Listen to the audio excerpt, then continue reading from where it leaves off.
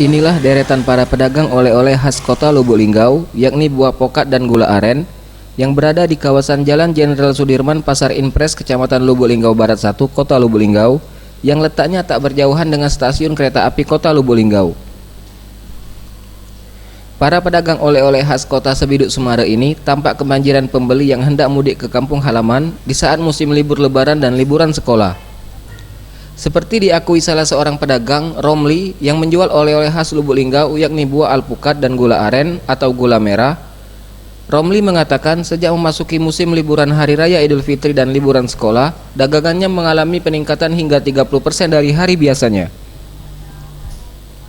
Untuk harga buah pokat yang dijualnya cukup bervariasi, mulai dari harga terendah dengan ukuran pokat sedang Rp20.000 per kilonya hingga Rp40.000 untuk buah alpukat berukuran besar.